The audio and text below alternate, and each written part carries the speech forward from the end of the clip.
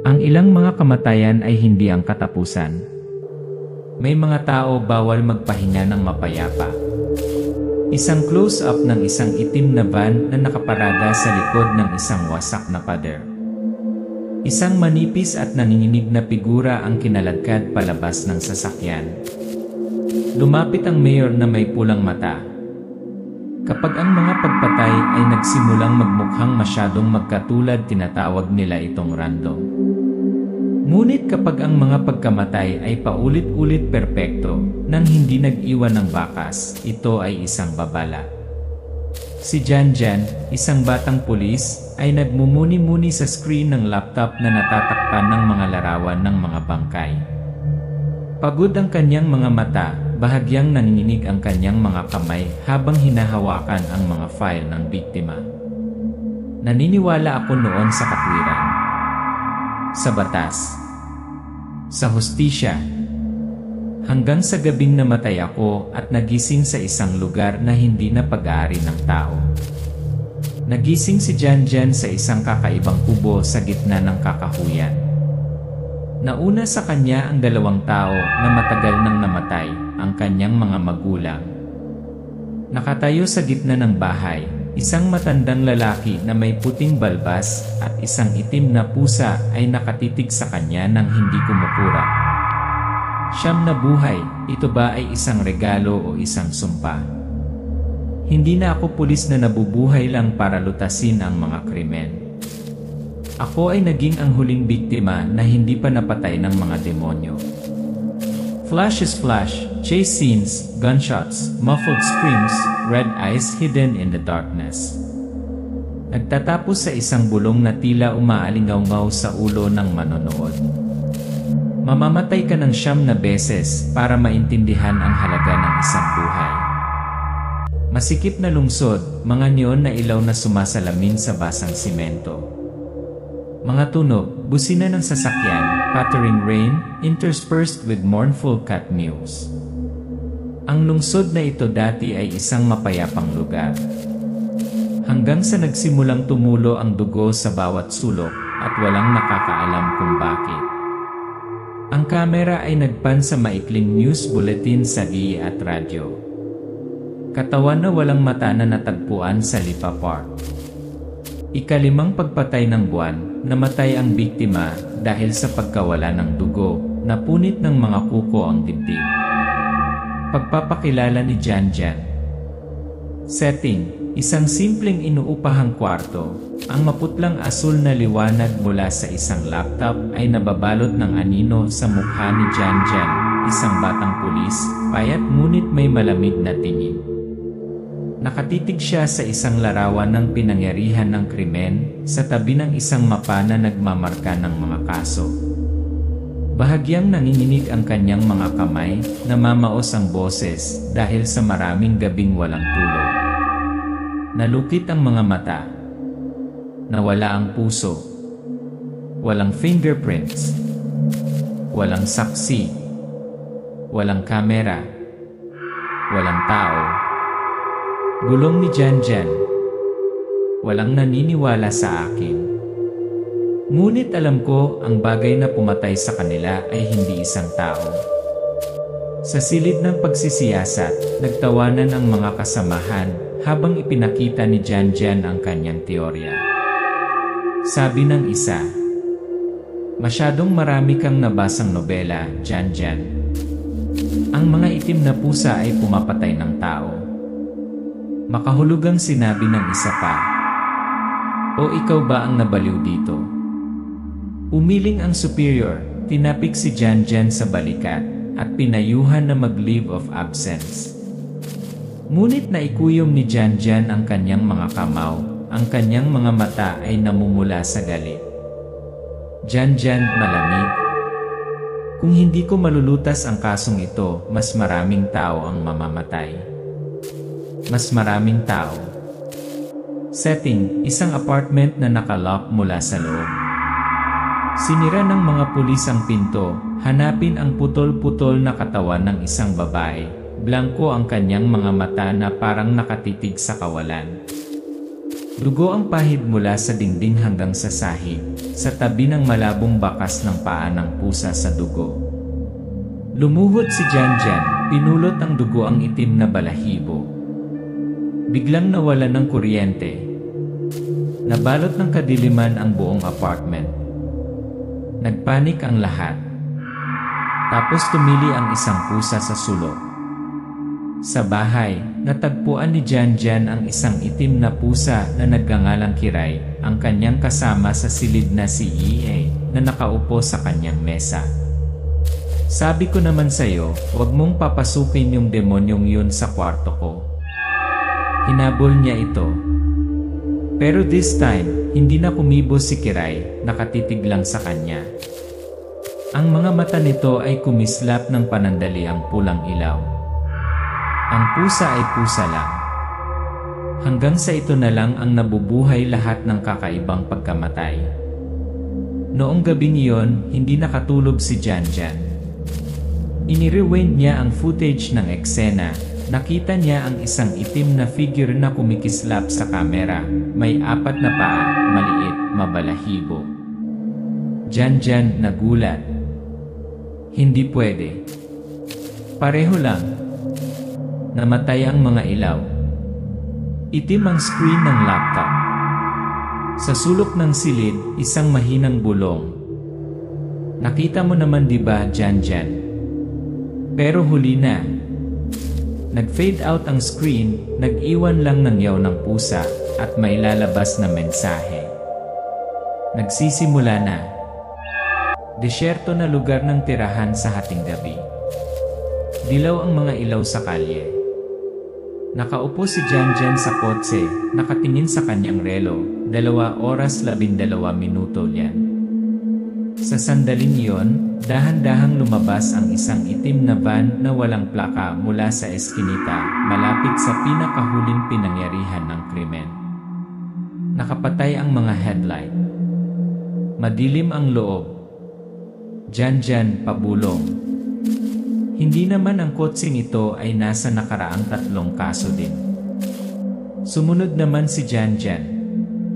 Walang ilaw, walang sirena, tunog lang ng bentilador, tunog ng karera ng puso. Lumiko ang van sa desyerto na talahib, kung saan walang mga kamera, walang mga ilaw sa kalye. Tinakbuhan ito ni Janjan, ngunit nawala sa paningin niya sa kakaibang pagliko. Lumabas siya, kinuha ang kanyang flashlight, at tinungo ang field. Ang flashlight ay tumawid sa isang bakanteng load, at pagkatapos, tumayo si Janjan. Sa unahan ay may lalaking nakatali, nakaluhod sa lupa. Humakbang si Mayor Orvin, kumikinang na pula ang mga mata, mahaba ang mga kuko, nakalabas ang mga pangil. Ibinaon niya ang kanyang mga ngipin sa liig ng biktima, sumisipsip ng dugo. Janjan, pabulong. Mga totoong halimaw hindi lang sa mga libro. Tumulo ang dugo sa isang lusak. Napalitan ng katahimikan ang mga halinghing. Natuklasan at ang unang kamatayan. Huminto si Orvin. Inikot ang ulo niya. Diretso ang tingin sa pinagtataguan ni Janjan. Orvin, mahinang boses, walang emosyon. Hindi mo dapat ito nakita. Tumakbo si Janjan. Mabilis ang kanyang paghinga. Sumunod siya, walang sasakyan, tumatakbo lang parang mandaragi. Sumakay si Janjan sa kotse, pinaandar ang makina at pinaandar ito. Bumukas ang mga headlight, saktong nakita niya ang isang matalim na pagliko sa unahan. Walang oras para magpreno, lumipad ang kotse sa kalsada, tumaob at bumagsak ng husto sa puno. Ang tunog ng pagkabasag ng metal, ang tunog ng mga bitak ng buto. Lahat ay kumukupas. Dugo ay tumutulo sa baso. Isang pusa ang yaw pagkatapos ay katahimikan. Nakahiga si Janjan sa gitna ng isang silid na gawa sa kahoy. Ang ilaw mula sa isang oil lamp ay dilaw na dilaw. Ang hangin ay umiihip ng mahina na nagpapaalog sa mga kortina. Iminulat niya ang kanyang mga mata, Laking gulat niya nang makita ang kanyang mga magulang na namatay noong bata pa siya na nakaupo sa kanyang harapan. Diyan naguguluhan, bumubulong. Ina, ako patay na. Nakatingin lang sila sa kanya, ang mga mata nila ay malungkot ngunit banayad. Walang sagot. Walang salita. Pumasok ang isang matandang nakasuot ng lumang damit, may mahabang puting balbas. May hawak siyang tasa ng kape, sa tabi niya ay isang itim na pusa, ito ay si Kiray. Mang Gaspar, paos na boses. Totoo ang kamatayan ngunit hindi pa oras para lumayo ka. Diyan huminga ng malalim. Ako. Nakita ko siya. Sumipsip siya ng dugo. Hindi siya tao. Mang Gaspar. It's an ancient existence. A life-sucking creature known by many names, but here, we call it aswang. Ipinatong ng matanda ang kanyang kamay sa dibdib ni Janjan, gumaling na ang sugat. Ikaw ay napili. Ang itim na pusang may sinaunang espiritu ay nagbigay sa iyo ng siyam na buhay.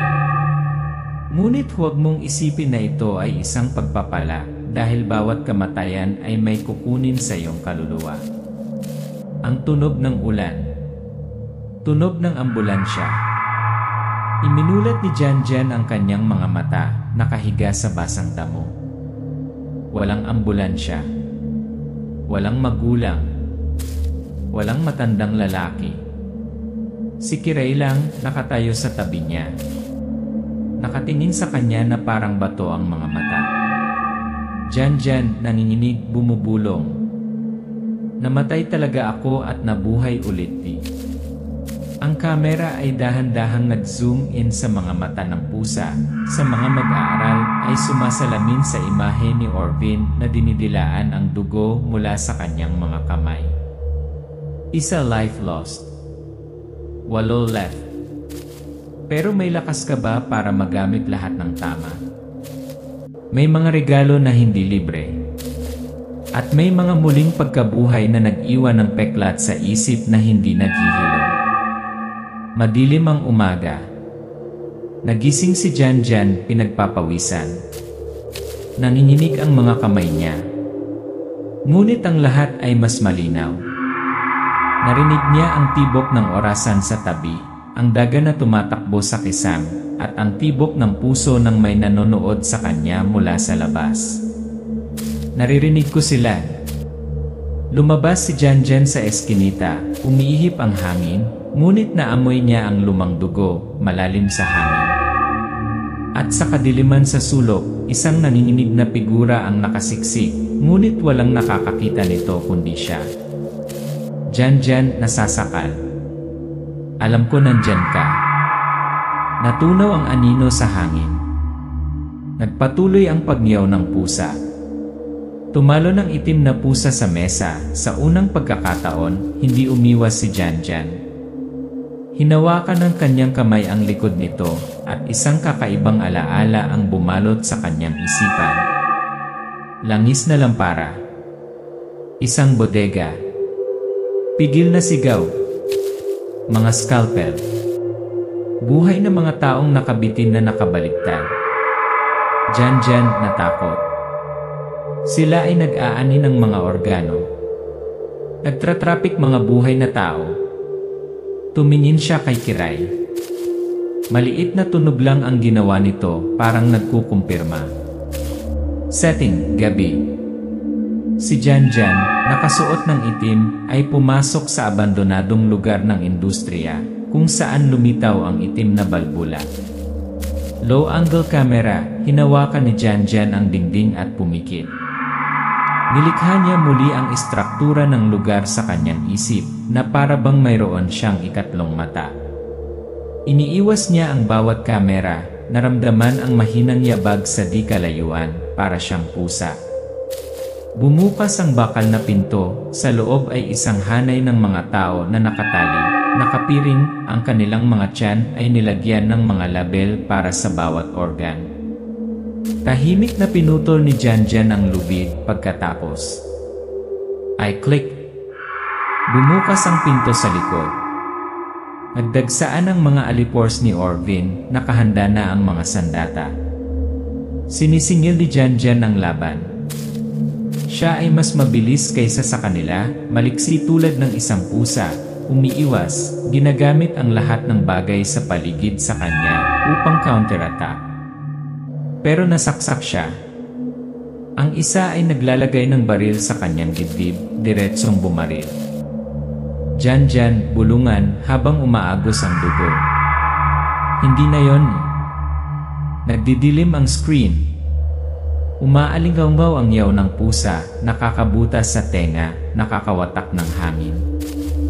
Nagising siya, ang kanyang likod ay natatakpan ng putik, sa gitna ng isang bukid, isang ganap na kakaibang lugar. Walang dugo. Walang baril. Narrator. Sa tuwing babalik ako sa buhay, isang bahagi ng isip ni Janjan ang naiwan kung saan ako namatay. Hindi niya maalala ang kanyang pangalan sa loob ng ilang minuto. Hindi maalala ang mukha ng kanyang ina. Hindi ko maalala kung bakit siya nandito. Isang bata ang dumaan, nagulat, nakatingin kay Janjan. Tito, dumudugo ang mata mo. Tinitignan niya ang lusak, dumudugo ang kanang mata. Pero wala siyang nararamdamang sakit. Nang gabi niyon, umupo si Janjan sa harap ng salamin. Sa salamin, nakita niya ang kanyang sarili na kangiting kakaiba. Pero sa totoong buhay, hindi siya ngumiti. Janjan, nanginginig ang boses. Tao pa ba ako? Umalinggaw sa kanyang isipan ang boses ni Mang Gaspar mula sa kung saan. Ang siyam na buhay ay hindi lakas ngunit isang aral. Ang bawat kamatayan ay magtatanong sa iyo, magkano ang halaga ng isang buhay? Iligtas ang isang tao sa pangalawang pagkakataon bilang kapalit ng pagdurusa. Sa pagkakataong ito, hindi umiwas si Janjan. Bumalik siya sa bodega. Hinarap ito ng ulo. Nabaril. Pinatay. Pinoprotektahan. Isang batang babae ang nakatakas, niyakap ang binti ni Janjan, umiiyak. Uncle Superhero ka ba talaga? Bahagyang umiti si Janjan, ngunit ang mga luhang umaagos mula sa kanyang kaliwang mata ay hindi tubig, ito ay dugo. Nag-etyo ang niyo ng pusa. Naging itim ang screen. Mayroon kang 6 na buhay na natitira. At ang bawat buhay ay may dalang peklat na hinding-hindi kukupas. Namilog ang mga mata ni Janjan, nagde-daydream, tapos biglang sumuka ng dugo.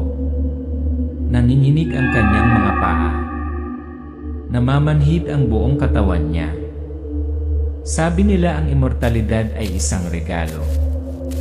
Ngunit walang nagsasabi sa tuwing nabubuhay ka, ang iyong kaluluwa ay madudurog sa maliliit na piraso. Inilabas niya ang kanyang kwaderno, itinawid ang mga salita. 6 na buhay ang natitira. Sa lumang apartment, binuksan ni Iay ang pinto. Laking gulat niya nang makitang buhay pa si Janjan. Year, nanginginig ang boses. Ikaw patay ka na. Nakita ko ng sarili kong mga mata ang katawan mo eh. Hindi sumagot si Janjan. Umupo siya, nanginginig ang mga kamay, hindi na katulad ng dati ang mga mata. Janjan, mahinang boses.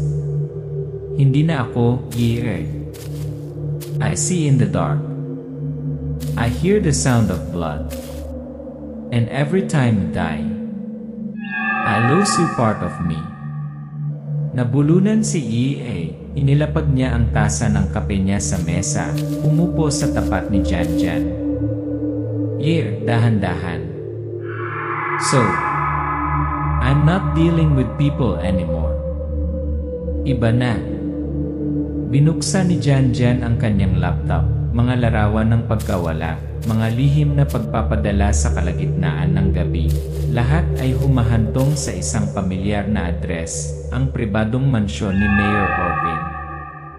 Janjan na may madilim na ekspresyon. Ito ay hindi isang lugar na tirahan, ito ay isang lugar upang magdaos ng mga seremonya. Malalim. Kung papasok ka, sasamahan kita. Pero sa pagkakataong ito, hindi na tayo nag-imbestiga. Papasok tayo para matapos. Gabi. Malakas na hangin. Kumukulog ang langit sa di kalayuan. Dalawang lalaking nakaitim na dumaraan sa isang maliit na kabubatan, papalapit sa mansyon na napapalibutan ng mga electronic na bakod at mga kamera. Binasag ni Air ang dekuryenteng pader. Ginagamit ni Janjan ang kanyang matalas na sentido upang maiwasan ang mga sensor. Parang pusang yabag, ang paghinga ay sumasama sa dilim. Pumasok sila sa pangalawang palapag na bintana. Ang mansyon ay nakakatakot na tahimik.